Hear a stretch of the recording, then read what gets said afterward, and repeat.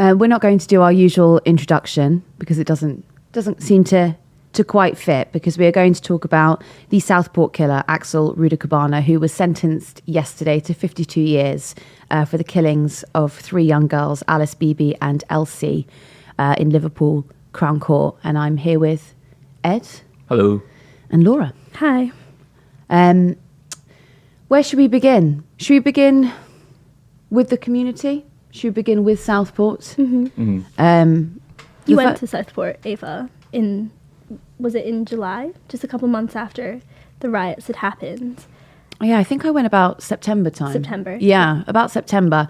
It was entirely different to how Twitter would have you believe that the town would be coping with it. I think maybe let's pull back a tiny little bit and let's talk about how there are 2 sides to this story.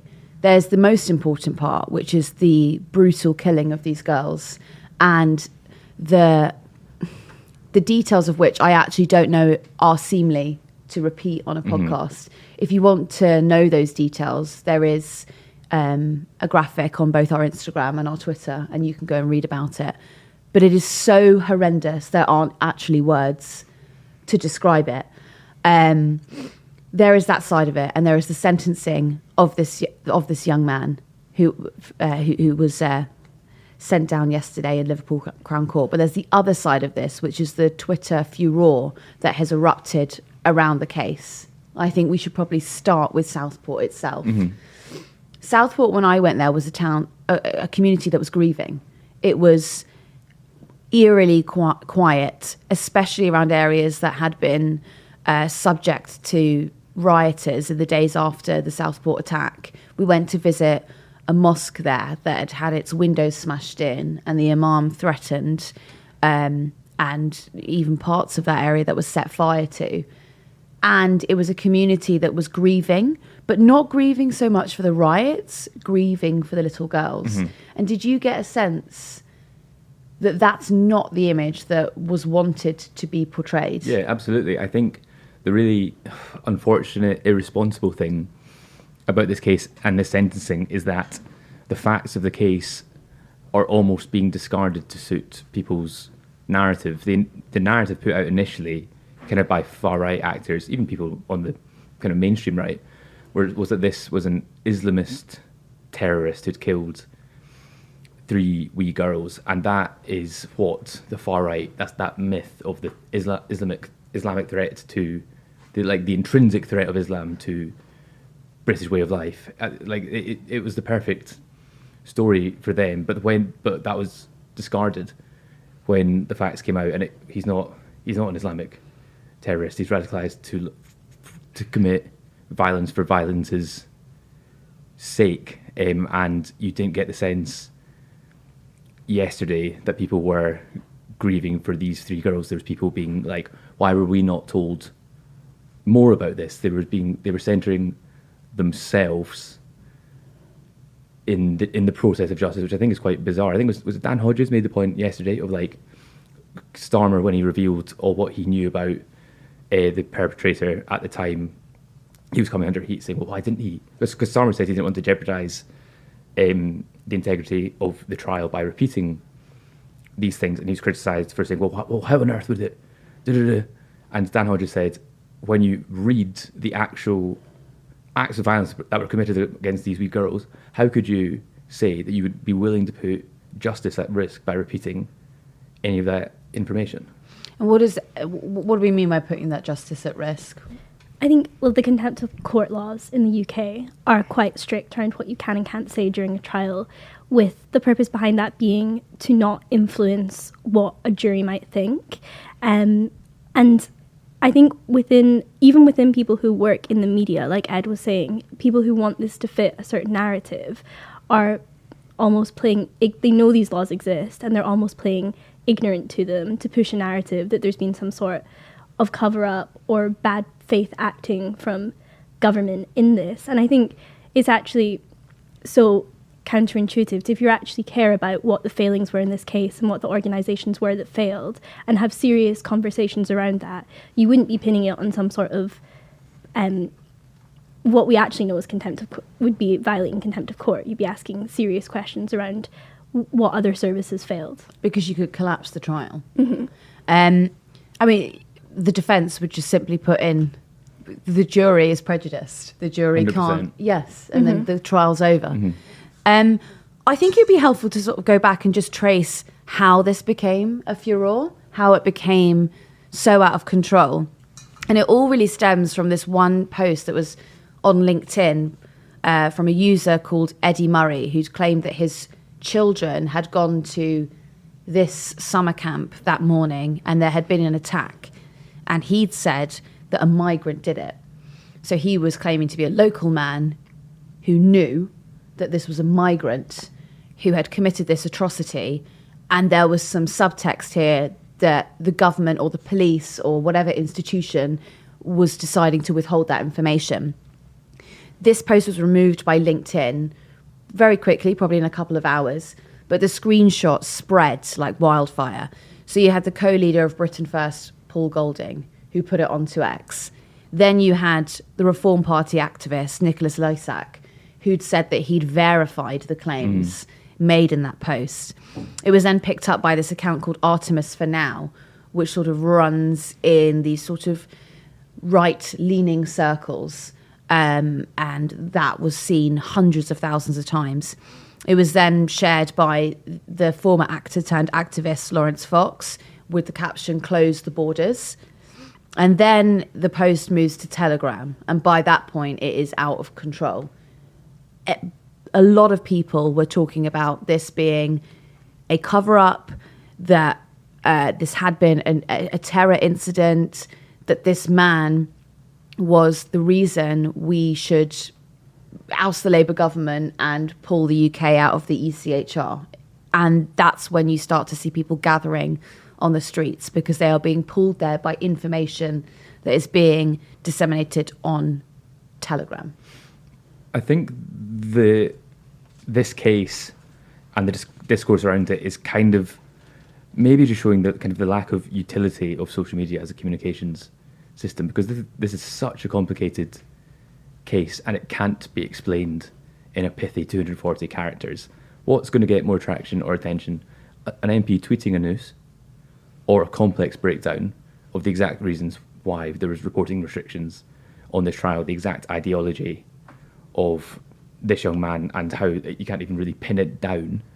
It's the people who are willing to forgo like almost like responsibility and duty of care and a sense of integrity are winning out of this. They're able to perpetrate their messages and what they want to communicate. This anyone basically could take this case, ignore all the facts, and use it to advance their own agenda.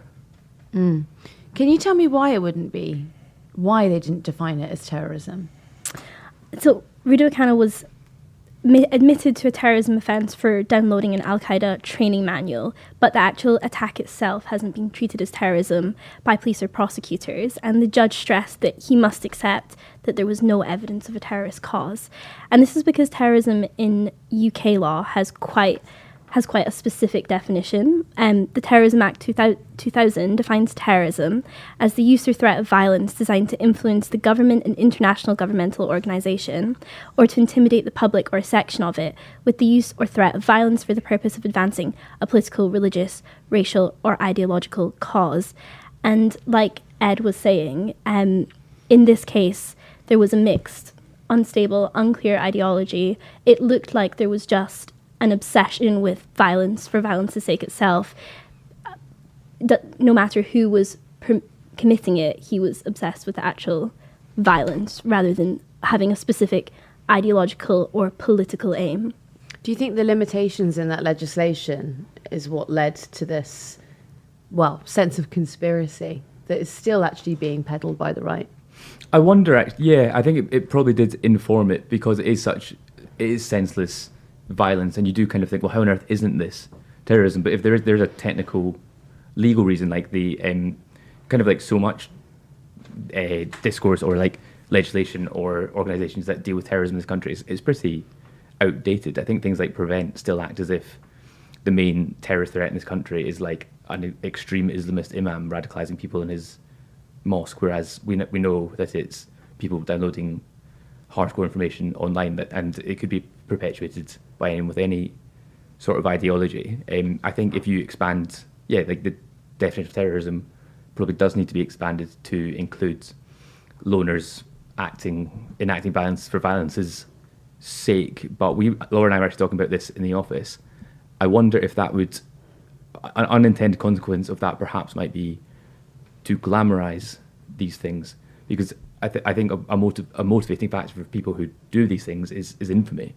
And if you're designated a terrorist, that's a more glamorous title, almost. That's something to be achieved. So does that make it more attractive? I don't think it's a counter argument to defining these acts as terrorism, but I think that's something that needs to be contended with. What do you reckon?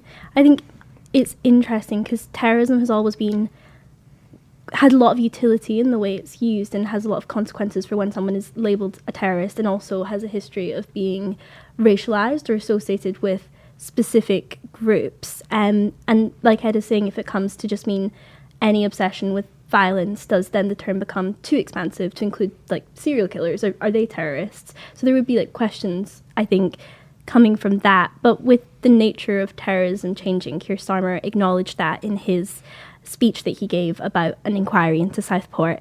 And he said that terrorism has changed, when in the past the main threat was from organised groups like Al-Qaeda, but now we also face extreme violence from loners, misfits, young men in their bedroom accessing all manner of material online, desperate for notoriety.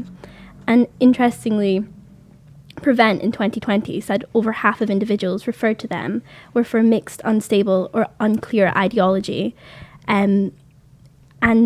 But in the years since, the way in which groups are classed has changed. So newer categories for concerns about school massacre radicalisation and misogynistic incel ideology, which hasn't traditionally been associated with terrorism, have been included now. All of this makes me think about social media and whether it should be redefined as a publisher, because some of the things that I've been reading overnight, it's very frustrating, because I don't want this to sound like I'm right and they're wrong, but it's very frustrating to see this sort of dissemination once again of false information, of misreporting. At the crux of this, you had an extremely violent young man who was reported by Childline as far back as 2019, who was reported to the school, in numerous times.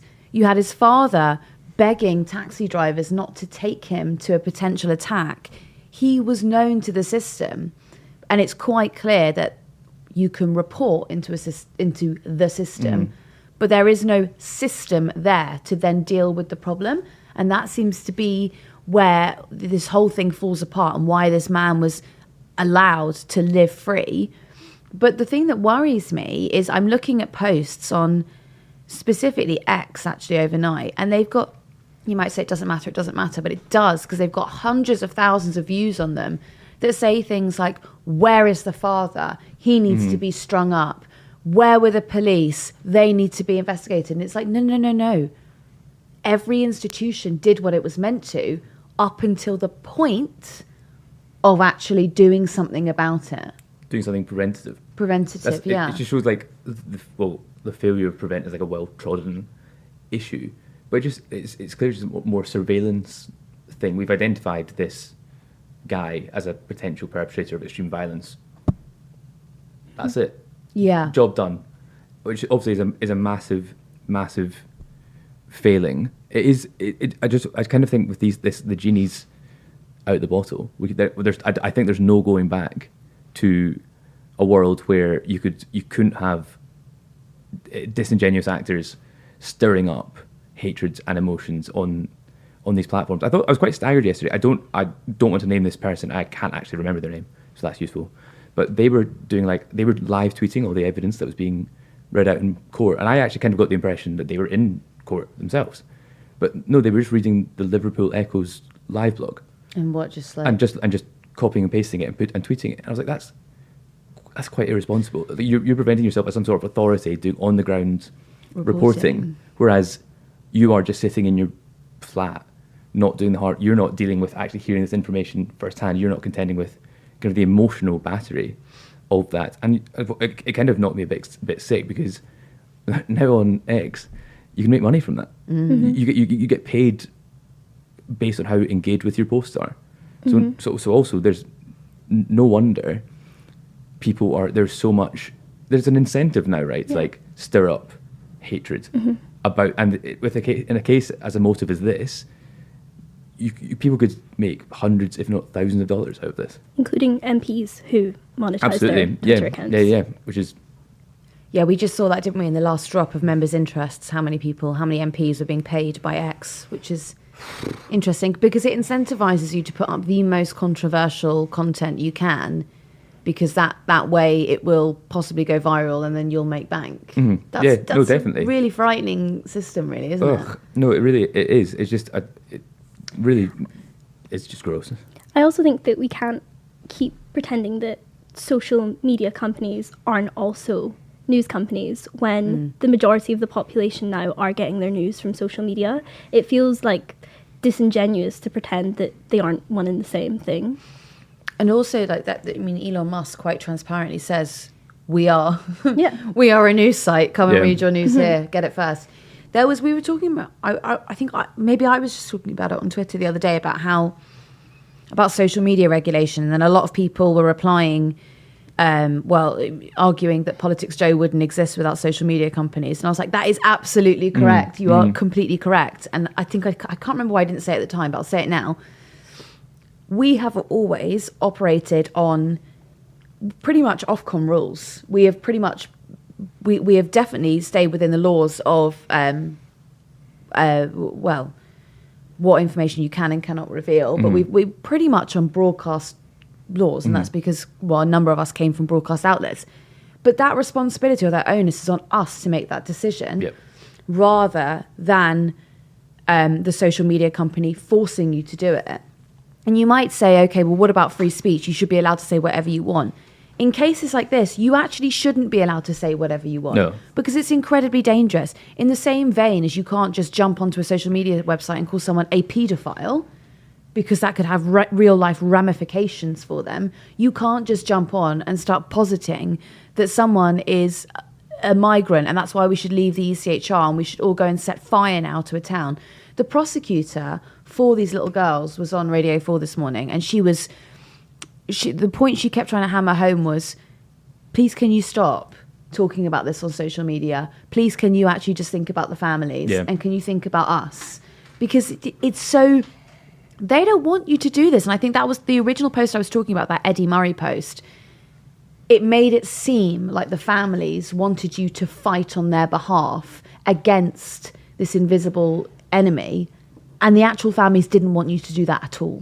If you compare the reaction and the discourse around Southport compared to the discourse around the man who admitted killing 3 women with a crossbow, I think there's been a complete absence of it. And one killing 3 women with a crossbow that's an awful crime. Why has there been a complete absence of furor and anger around that?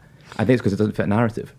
If anything, actually, it fits a narrative around extreme misogyny in this country. It's a thing about violence against women, I think it completely shows the disingenuousness of these far right actors and their concerns. If they were actually concerned about, like, quote, protecting people, they would be as angry about something like that.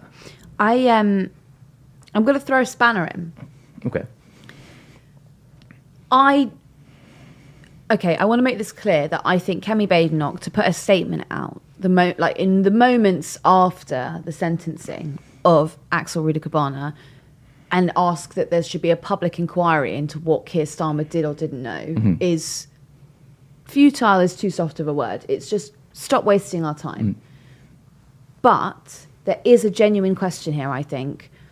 Would it have been more helpful for the CPS to actually just release that footage, to just say, this is the person, that's it, end of, we are now going into trial? If you talk about this on social media, you can basically, the Attorney General can send down a notice to all media outlets that says, do not talk about this now until either, the guilty verdict or, until the sentencing. You do not talk about this, right? I wonder if it could have calmed proceedings had they actually just spoken to the public. And it's difficult because then you're pandering to people online, but in the age of sort of immediacy and quick reaction, perhaps institutions have to change how they deal with things. I think the reason that he initially wasn't named was because the judge made the decision that he was under 18 and therefore wouldn't be named. But I think knowing that he was going to turn 18 within the course of the trial, perhaps that should have... Obviously, I'm not a judge. I don't know the full reasons why he used his discretion not to decide that. But like you were saying, perhaps there would have been more of a reason, especially since he was going to turn 18 and was going to be named during the course of the trial, to just name him immediately. I think maybe there's a danger, I understand your point, but I wonder if there's a danger of normalising the far right's reaction, as in the vast majority of people, calming things down. It was the people on the far right, it was their decision to riot. I think they've rioted regardless of whether or not Starmer would have put out a statement, released more information, because they'd have just kept demanding more and more information, and it wouldn't have satisfied them. It was completely opportunistic. Starmer made a good point that said the people who rioted, it was their decision to riot. And I think it's one of the best things Starmer's done is throw the book at them. Like they were entirely... It made they decided to go and attack that mosque. Them knowing any more information about this guy would not have prevented it. Yeah, certainly when it's being seized upon by Patriotic Alternative, and they're the ones who are in all of these Telegram channels. I still cannot get over that Kemi Badenoch and Robert Jenrick wade into it at all. I mean, even in October, Robert Jenrick was on Good Morning Britain, and he was saying, I'm seriously concerned that facts may have been withheld from the public. There's an argument here that can be weaponized, which is that Axel had downloaded that Al-Qaeda, I was going to call it notebook, what would you call it? Manual. And that does feel like that could be leapt upon as this is a terror incident, this is Islamist terror. But I just can't... The story so clearly is why on earth was this person who was so drawn to extreme violence, who had such access to extreme violence, not through the fault of his family, by the way, because they're in court, they were reading out times where huge arguments had erupted when computers were taken away from Axel and he turned violent and dangerous and his family were terrified. The question is, why are people able to access this so easily? And secondly, when you report it, why are institutions unable to deal with it? Because they don't have their finger on the pulse as well. I actually think Starmer's statement about this is the new nature of terrorism. It's too late. Yeah, we've seen agree. Umpteen acts of lone actors committing acts of violence, like the man who killed Joe Cox, David Amos, the Plymouth shooter. They were all lone actors. Absolutely. Why is it only now that the government and the institutions are acknowledging this? It's like what they're actually reckoning with should have been done 10 years ago, maybe even sooner. And there's probably things on like the dark web and like online that are going to have that are happening now that will have ramifications in terror and acts of violence in 2 or 3 years. So they really need to get their finger more on the pulse. Haste. And I just think that that's such a clear gap. There's such a clear gap there in the reporting structures work, but the institutions aren't able to deal with them. And that's it. As I said, do you know what? If you want to read more about the evidence that was released, I think go and read it on the Liverpool Echo, because their local court reporters have covered this extensively in depth. And it will show you why we need to have local media in this country. Yeah.